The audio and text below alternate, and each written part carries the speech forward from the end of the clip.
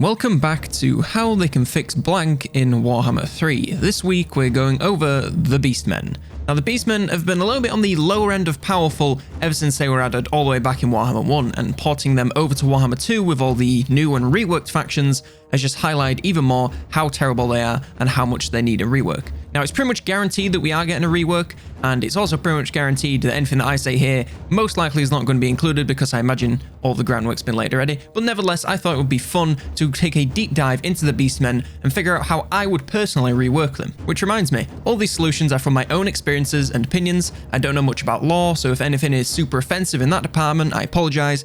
I'm just coming at this from a purely gameplay perspective. If you have alternate fixes or even different problems, then be sure to leave them in the comments below. Before we get into this video, I've just got a few things that I need to let you know about, so if you just want to skip all these announcements and get straight to the video, then go to the timestamp that is on screen now. Right, so first of all, I want to mention that I'm doing a Q&A for hitting 20,000 subscribers. We haven't hit it quite yet, but we're getting very, very close. I've started collecting questions. So if you want to ask any questions, head on over to the channel, go to the community tab, and then go to some recent posts there, and then leave your question in the comments there. That's the only place that I'm going to be taking questions from. Don't leave questions on this video, otherwise they won't get answered. A couple of other things I'm just going to do them in this format because I ain't really got anything else to show on screen for it.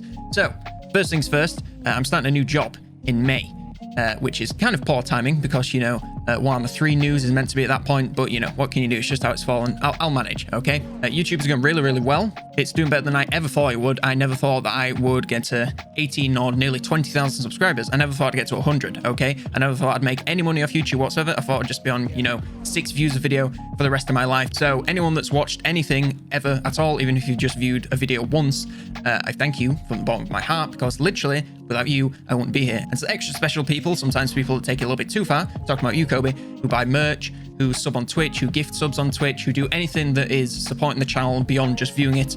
I give an extra special thank you to you because that's just incredible. But unfortunately, and this sounds super condescending, so don't take it the wrong way, it isn't yet making enough that I can call it my full-time job. You know, I love making content on YouTube. I eventually do, you know, want to move out, get my own house. But to do that, I'm going to need, you know, a little bit extra. So once I start working in the first week of May, I'm going to see if I can keep up with the current pace of content without giving away too many details. It's working from home most of the time, and it's fairly flexible, so hopefully I'll be able to keep it up. But if I can't, then I'll obviously let you know, and it'll likely just drop down to one real video a week and then a bunch of stream episodes to fill in the gaps. The streams will probably stay the same 2 a week over on Twitch. I was doing 2 before when I was working, so I can do 2 now. It should be okay. Although a quick note on those, the ones on Thursday are now going to be playing the same game for about 2 to 4 weeks, depending on the game, because playing a new game every single week wasn't really letting me sink my teeth into it. But polls will always be running, and I have some fun ideas to spice things up.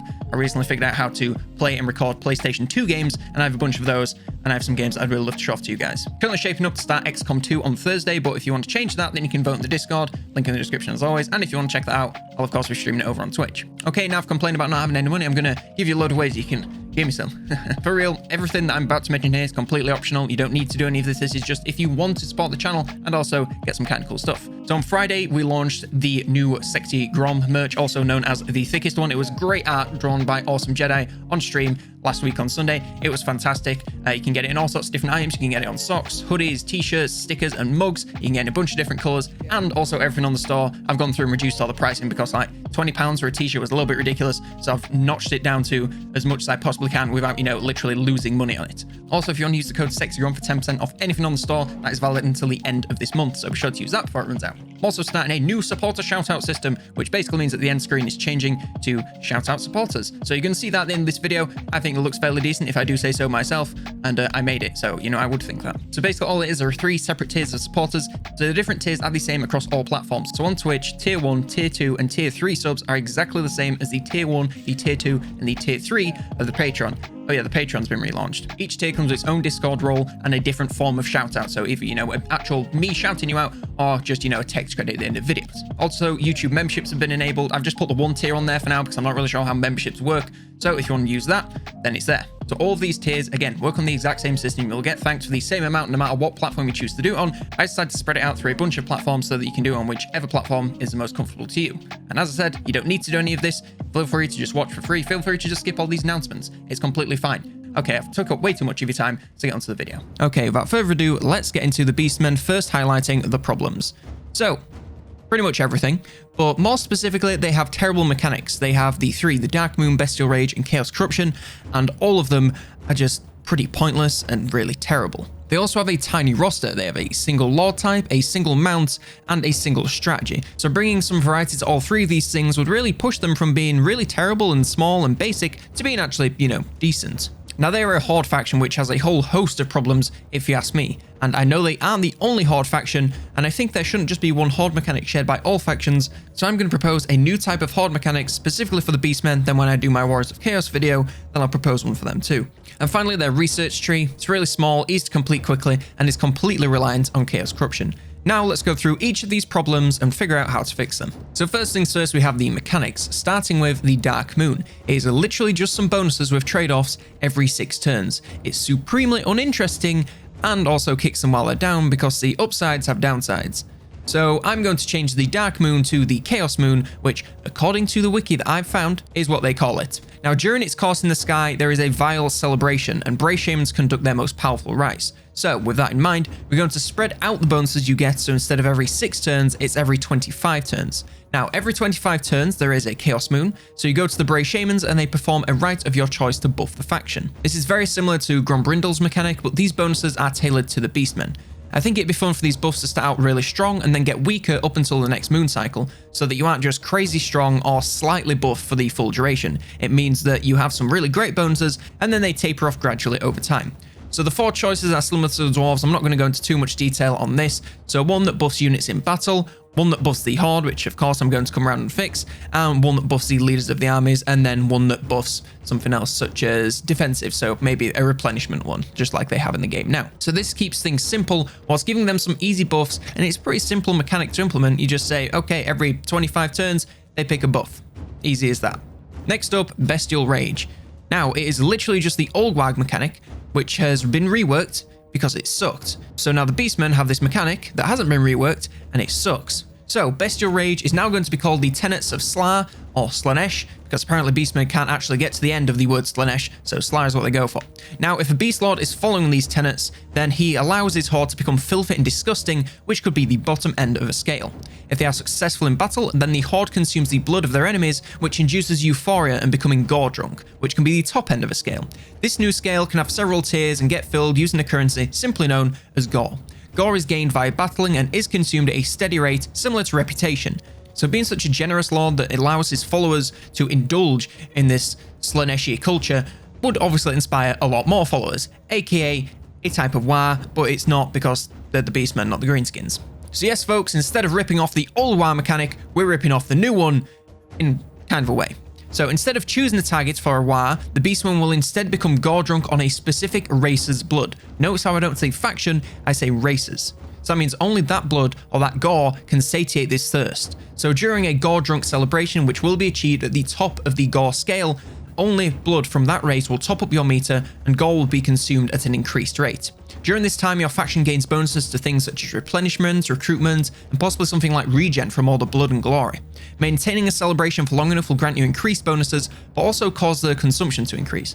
So think of this kind of like the Sword of Cain, where the longer you have it, the more powerful it becomes, but also the more of a drain it starts to put on your economy and your faction. So yes, this is a slight rip-off of the new WoW mechanic, but one, it means it'd be fairly easy for CA to implement because the groundwork's already there, and 2, it's different enough though, especially when combined with other mechanics. Hope I've explained that clearly enough. If you have any questions, of course, leave them in the comments. But I think this would be a really cool way to give the Beastmen just a nice little boost and give them their own WoW rework. And also, you know, it's kind of cool because it's really indulgent in the Slaaneshi lifestyle of bathing in blood and drinking it.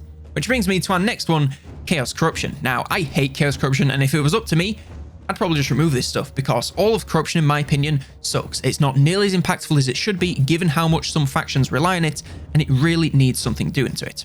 So I propose we get rid of Chaos Corruption because I don't like it, and I know Beastmen are technically Chaos, but I think we can change the name and change how it works to make something more interesting. So Chaos Corruption now, if you don't know, it basically relies entirely on public order falling to make a rebellion, which in the end game never happens because factions and settlements just have so many public order buffs that it's impossible to bring it down low enough, even if you have 100% corruption. It does take a while to get rid of, but it also takes a long time to take hold. And the attrition also does little more than meager damage to units moving through the area. My proposal is kind of similar, but we're going to change the name, mostly for fun, and call it Bloodgrounds. Now this is kind of twisting something in the Beastmen society, which is basically the name for the lands where they hunt. Instead, it's now any land where the Beastmen have spilled enemy blood. You build it up by fighting enemies and running gore drunk celebrations in an area, and it's built up similar to corruption in the current game, but it's specific to the faction rather than having some weird 4-way battlefield corruption. So that means you can have 100% bloodground saturation without affecting any other corruption. So as the land becomes more saturated with blood, it attracts more and more beastmen to the area. This provides several bonuses to you and debuffs to enemies. All the incoming beastmen are of course grant you more replenishment because they're joining your ranks. It increases the natural incline for every army that's in that area and feasting on all this blood. And enemies moving in that area take attrition from fighting beastmen that are swarming the area. Now once reaching max blood, saturation raids will be triggered, which will need to be killed by the inhabiting faction or they will raid and attack settlements. Now blood saturation does decline over time, and the higher tier it is, the faster it will decline. And of course the max tier, the saturation raids, they pretty much wipe out all the blood in the area because so many beastmen swarm all at once. Now this makes corruption more controllable, and it brings some actual tangible bonuses for bothering to get it high. What bonus do you get in the current game for getting corruption to 100%? You don't. Whereas with this, you do. Now we've taken enough time in the mechanics, moving on to the teeny tiny roster. The single lord type, the single mount option, the single strategy. There's a lot of things in the Beastmen where you don't have a choice, and I'd like to change that. So rush is all well and good, and I get that it's the Beastmen, but from a gameplay perspective, it gets a little dull. So first of all, we're going to go with the units. Brays, they are the lowest of the low, just make them like zombie units. They are often killed off before they even get chance to make it to battle, so these are the really weak ones, and they're literally just a meat shield. Gorgons are basically a huge 4-armed Minotaur variant. They have massive single entities, so think Gorbles but the size of giants and with more arms and chaos corruption. And the Jabberslife. Just look at these guys and tell me you don't want them. They are huge, they have wings, they have like a weird tongue grappling hook that things out. They look amazing, okay? So that's 3 units right there. Just from some simple Googling, so I'm sure that the guys at CA can work out some even more interesting units than these. Now for the Lords, there are some easy ones that they can add. Great Bray Shamans. Just Bray Shamans, but more powerful. And honestly, I'm shocked that these aren't in already. It seems like they were kind of waiting to do another DLC for the Beastmen, and never did, because why the hell would you not add these alongside the regular Bray Shamans that they already have? It's just ridiculous. Now, next, Doom Bulls. They are towering, bull-headed and cloven-hooved beasts as broad as they are tall. They carry massive axes and are kind of just like a big Gorble lord. And finally, Wargors. They are only concerned with themselves and only live to see the end of man. So these guys could be your very self-centered and one-man army type lords, where they can do all the fighting for the army if they really want to. Now, the mounts. Now, I admit, for the Beastmen, it is kind of hard to make them mounts because, you know, big old beasts, and they are quite hard to put on a mount since they are a touch too large. Now, Tuskgore chariots are kind of the discount version of Razorgore chariots. They are very ramshackle, put together things. The beasts are a lot smaller, they're not as fast, they're not as big, they're not as damaging, but it's still an alternative option. Stick with me here, but surely some of these smaller Beastmen lords could ride on the shoulder of a giant or a Cygor, or maybe, you know, build some sort of platform on those horns on his head and just stand there and cast spells and stuff. Like that just seems like it should be something that they're able to do. Now, I know Beast Lords are bigger than your average man, but surely they can stand on top of some of these massive large units. Now, as to the playstyle, I know Rush is kind of their whole thing because, you know, they are a very ambush-based faction where they charge from the woods and barrel you over before you even know what's going on. But at the end of the day, they are predators, so they like to track, stalk, and finally pounce on their prey. Now, we are just kind of jumping to that last step there. There's no tracking and stalking. So I think giving the Beastmen a few stealth options for a lot of units, not just the small ones, will be a way to allow them to implement this stalking and tracking playstyle. And then they can finally pounce and bring everything together in one massive dogpile on top of the enemy. You can keep the big rush where you have to rush up to the enemy and get them down quickly, but you could also give them, you know, a way to actually ambush on the battlefield as well as off it. Now, the playstyle of an army does really depend on its roster, so they would need to go in and add a lot of units that can tailor to this stalking and stealthy playstyle, as well as probably changing some of the ones that are in the game already. Next up, the Horde gameplay. Now, as I mentioned, they aren't the only Horde faction, and I don't think there should be one Horde mechanic shared by all factions, so I'm going to propose a new type of Horde specifically for the Beastmen. Now, the core problems with Hordes are as follows. Turns last like 2 seconds because you have nothing to do but fight. Replenishment can be a pain since you can't really fall back and hold up somewhere. Losing a non-immortal army is so ridiculously crippling, and with that problem in mind, I have no incentive to make the Horde outside of my main one any better, because why would I do that when I can just do all the recruiting from the one that's immortal and the one that is really powerful? Now, my solution has a title: Herd Stones. They are spread across the world in dark forests and magical areas. They're sacred to the Beastmen and are a place where they leave all types of sacrifices. Now, these areas would work similar to the magical forest from the Wood Elves in a sense that they connect the world via beast paths. Now, rather than being a settlement, these are in an interconnected system that can be upgraded by using a tree-based skill tree. Obviously, don't call it a skill tree, call it branches or something, but I'm not the naming department here, I'm just laying out some ideas. So picking up different skills or branches costs gold and a new currency called sacrifices. It works similar to Tehenuin's thing or slaves, where you gain these sacrifices as post-battle captives, but because it's the Beastmen, they probably decline a little bit faster because, they're probably eating them. So each skill is basically a building that you build inside of this system, which allows you to recruit units via global recruitment. Now, you can also come to these magical regions and recruit locally, but global is adjusted so it's not as financially crippling as it can be. Now, you can upgrade certain herd stones in the map to provide bonuses like the Wood Elf Forests. So say you capture the herd stone that is in the Old World, slap bang in the middle of the Empire. You capture that, and then you pour a load of sacrifice into it, gets to a certain tier, and boom, it's providing you bonuses. Kind of like the Wood Elf mechanic. You can also spend sacrifices to get certain units you can instantly raise. So sacrifice, 2,000 battle captives to Mosley, Bob, whoever, and then you can instantly recruit a new type of regiment of renown. I think on top of this, also maybe giving them the ability to travel the map via the Beast Pass, similar to the Wood Elves. You just have to make sure to take enough food for the trip so it uses sacrifices. So that means that it's not quite the same as the Wood Elves, and it's not quite as strong, but it does allow them to have some mobility outside of, just constantly raiding and going up and down the map. Now, this solution takes the terror out of battling without immortality, because you can recruit without having that Lord and that Horde. Hey, that rhymed. It makes recruitment easier for new armies because they don't have to wait to upgrade their Horde or take it from the main army, they can just do it globally.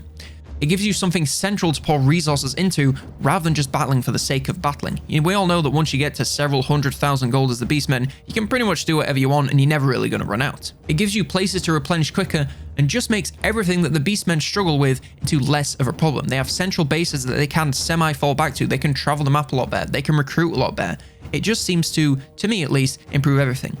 Now, with all of the buffs that I've suggested here, they might be a little bit overtuned, but what faction isn't overtuned when they get reworked? Now, the final problem is going to be a short one. It's the research tree. As I said, it's really small, easy to complete quickly, and based totally on chaos corruption. And the solution is just make it suck less. Like every other faction in the game, with the exception of, Warriors of Chaos, have a totally fine research tree, so just copy some notes there. I get the gold cost per tier since that's the only thing that Hordes can spend gold on, but it's just so dull.